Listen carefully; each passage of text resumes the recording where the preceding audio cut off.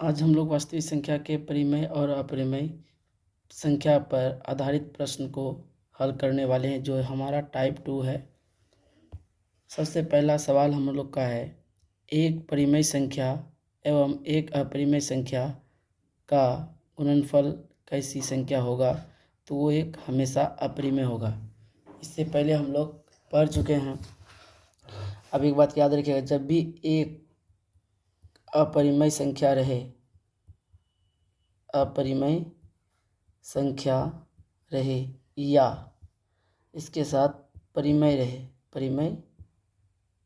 परिमेय संख्या short form लिखे हैं, एक परिमेय रहे और एक अपरिमेय रहे, चाहे वो गुणा में रहे, भागा में रहे या घटा में रहे या प्लस में रहे, किसी भी रूप में रहे, तो वो हमेशा अपरिमेय संख्या ही होगा।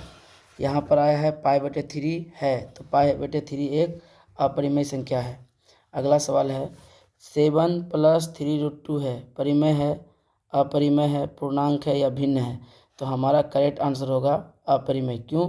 क्योंकि यहाँ पर √2 क्या है? एक अपरिमेय संख्या है, इसलिए पूरा क्या हो जाएगा? अपरिमेय संख्या होगा। निम्न में कौन परिमेय संख्या है? तो परिमेय संख्या किसको बोलेंगे? परिमेय संख्या। तो परिमेय संख्या का मतलब ये होता है परिमेय संख्या, परिमेय संख्या। अगर परिमेय संख्या कोई भी संख्या रूट के अंदर रहे, रूट के जैसे 4 है, इसका वर्गमूल निकल जाएगा, तो ये हो जाएगा परिमेय संख्या। तो जिसका वर्गमूल निकलेगा वो हो जाएगा परिमेय संख्या। √5 एक अपरिमेय संख्या है, इसलिए ये आंसर नहीं होगा। यहाँ भी √5 एक अपरिमेय संख्या है, इसलिए ये आंसर नहीं होगा। यहाँ √3 है, ये भी अपरिमेय संख्या नहीं होगा। तो मेरा एक विकल्प ऑप्शन डी बचा, वही मेरा करेक्ट आंसर होगा। ये 2019 में पूछा गया है। क्यों है? क्योंकि इसका वर्गमूल 4 निकलेगा। नेक्स्ट है, निम्न में कौन सा अपरिमेय संख्या नहीं है? तो अपरिमेय संख्या नहीं, इसका मतलब आंसर क्या होगा? परिमेय संख्या होगा, परिमेय संख्या होगा। तो परिमेय संख्या कौन होगा? जिसका वर्गमूल निकल जाएगा, जैसे √3 √2, इसका वर्गमूल नहीं निकलेगा, इसलिए आंसर नहीं होगा। √3 का भी नहीं निकलेगा, 21 का नहीं निकलेगा, एक ही विकल्प बचा ऑप्शन ए, यही हमारा करेक्ट आंसर होगा। क्यों होगा? क्योंकि 16 का वर्गमूल 4 और 81 का वर्गमूल 9 होता है। अगला सवाल है, निम्नलिखित में कौन अपरिमेय संख्या है? अपरिमेय संख्या का मतलब जिसका वर्गमूल ना निकले। तो देखिए 36 का वर्गमूल 6 और 64 का 8 होता है, तो ये मेरा अपरिमेय संख्या नहीं होगा, ये परिमेय है। इसी प्रकार से ये भी मेरा अपरिमेय संख्या नहीं है, क्योंकि इसका वर्गमूल निकल जाएगा और इसका भी वर्गमूल निकल जाएगा, ये भी हमारा परिमेय संख्या है। एक ही ऑप्शन बचा, ऑप्शन सी, ये हमारा करेक्ट आंसर है। क्यों? क्योंकि √3 का वर्गमूल नहीं निकलेगा, नहीं 5 का निकलेगा, इसलिए ये अपरिमेय संख्या है। निम्नलिखित में कौन परिमेय संख्या है? परिमेय संख्या, तो परिमेय संख्या का मतलब होता है, परिमेय संख्या का मतलब जिसका पूर्ण वर्गमूल निकले, जिसका पूर्ण वर्गमूल निकले। ठीक है, तो देखिए अब इसमें से किसका पूर्ण वर्गमूल निकलेगा? √3 का पूर्ण वर्गमूल निकलेगा नहीं, इसलिए आंसर नहीं होगा। √5 का नहीं निकलेगा, ये भी आंसर नहीं होगा।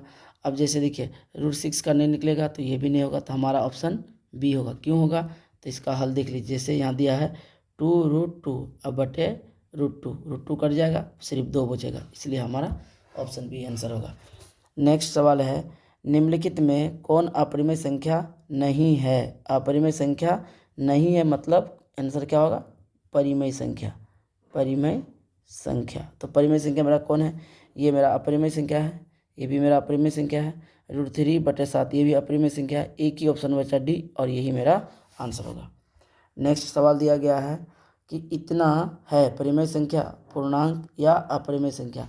तो याद रखिए, अगर कोई भी संख्या जैसे मान के 2, 1.3, 3, 1.33 डॉट डॉट, तो ये देखिए ये डॉट डॉट लगा हुआ रहेगा, अर्थात जो संख्या हर बार बदल जाए, बार बार बदले, जैसे कि 131, फिर यहाँ 11 डबल 1 आया, फिर 3 आया, इस तरह बदलते रहे, यानी अलग अलग संख्या आते रहे, तो वो हमेशा अपरिमेय संख्या होता है, इसलिए हमारा करेक्ट आंसर सी होगा। और एक बात याद रखिए, अगर कोई संख्या 2, 4, 6, 5, 9 कोई भी संख्या और ये रुक गया, डॉट डॉट नहीं है या निश्चित अंक के बाद रुक गया, तो हो जाएगा परिमेय संख्या। इसीलिए ये हमारा क्या है, जैसे कि डॉट डॉट इसमें नहीं है और ये 2, 3, 5, 6, 4 पर जाके रुक गया, इसलिए ये हमारा परिमेय संख्या होगा। और ये भी मेरा परिमेय संख्या होगा। क्यों? क्योंकि यहाँ एक निश्चित संख्या रिपीट कर रहा है। अगर कोई निश्चित संख्या रिपीट करे, जैसे 3 रिपीट कर रहा है, तो वो क्या होता है? परिमेय। निश्चित संख्या रिपीट करेगा तो परिमेय। एक रूप इसका ऐसा भी हो सकता है 2.3 पर पावर ये 3, इसको बोलते हैं बार। अगर बार लगा रहेगा तो वो भी क्या होगा? परिमेय संख्या होगा। अब जैसे यहाँ अगला सवाल दिया है कि यदि रूट n एक प्राकृतिक संख्या हो तब रूट n क्या होगा? तो इसका करेक्ट आंसर होगा कभी प्राकृतिक संख्या कभी परिमेय संख्या होगा। अब क्यों होगा तो इसको हम आपको हल करके दिखा देते हैं क्यों होगा।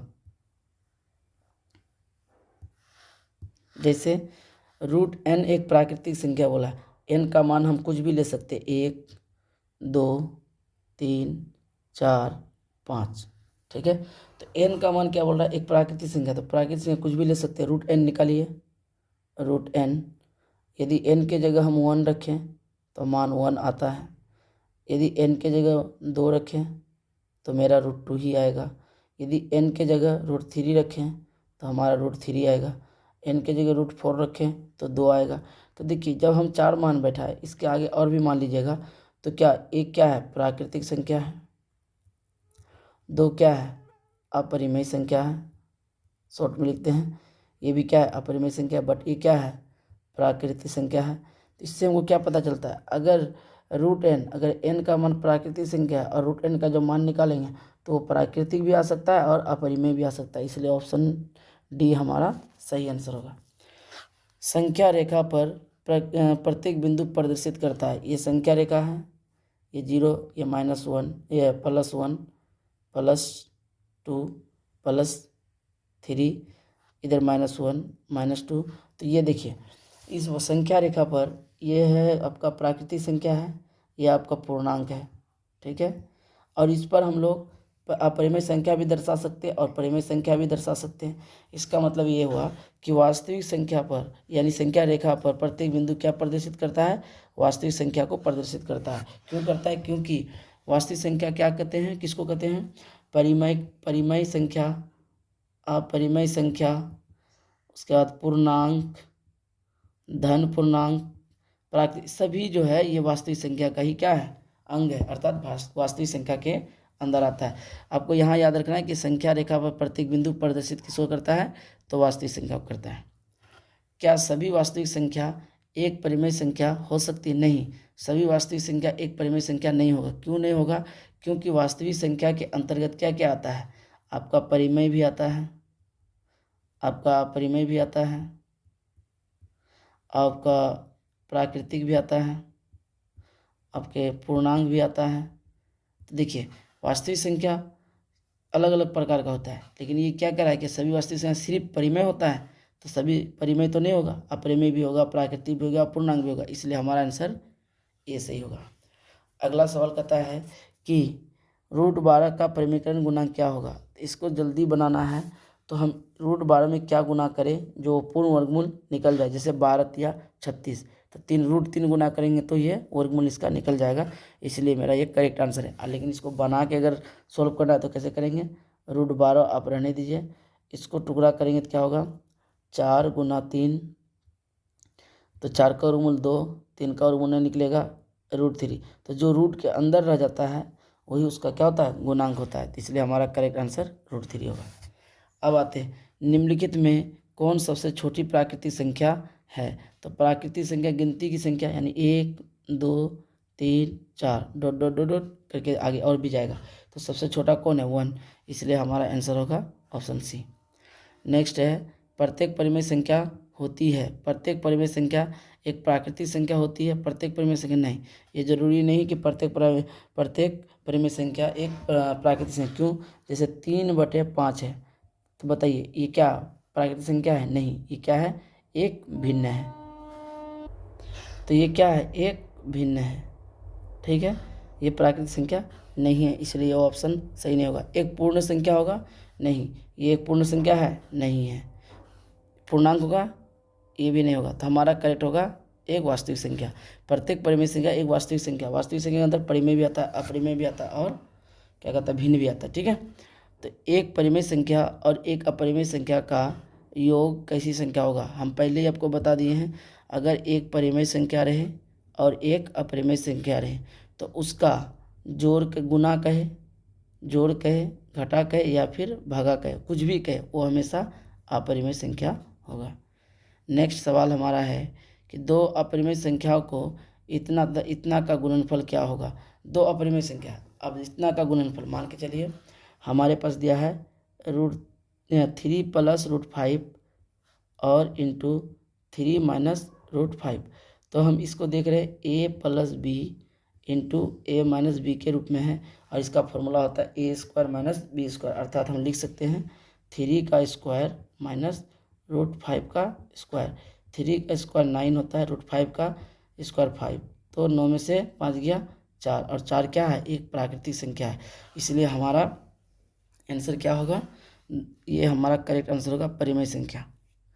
अगला दिया गया है कि निम्न में कौन परिमेय संख्या है, तो जिसका वर्गमूल निकलेगा वो क्या हो जाएगा, परिमेय संख्या हो जाएगा। इसको थोड़ा मिटा लेते हैं, चलिए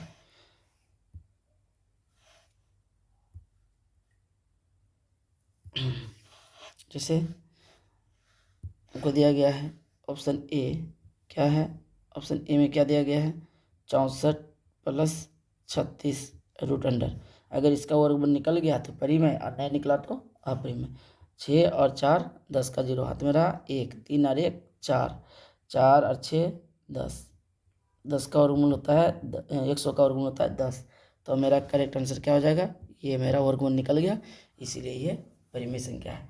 दोस्तों हमारे इस चैनल में आपको जितने भी बिहार बोर्ड के पिछले वर्ष के क्वेश्चंस है इस पर सभी को टाइप वाइज हल किया जाएगा। सबसे पहले हम लोग मैथ को हल करेंगे, बारी बारी से फिर अन्य सब्जेक्ट को भी हल करेंगे और इसमें आप लोगों का बहुत बड़ा योगदान होगा, तो मुझे मोटिवेशन मिलेगा और हम और आगे मेहनत करके इसी प्रकार का कंटेंट आपके पास लेके आते हैं दोस्तों, क्योंकि इसमें बहुत मेहनत है। अतः आप लोग से रिक्वेस्ट है कि चैनल को सब्सक्राइब करके अपना प्यार दें, इससे आपका सदा आभारी बना रहेंगे। जय हिंद, जय भारत।